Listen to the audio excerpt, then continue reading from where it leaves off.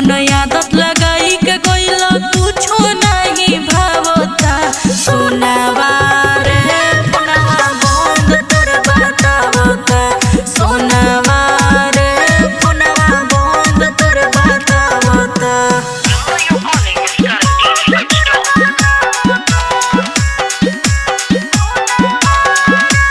Mixed by Rajnish JK।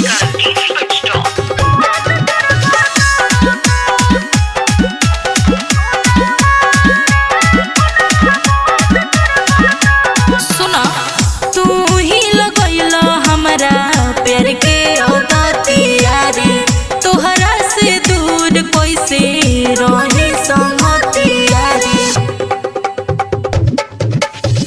तू ही लगइल हमरा प्यार के औदतिया रे तोहरा से दूर कैसे रही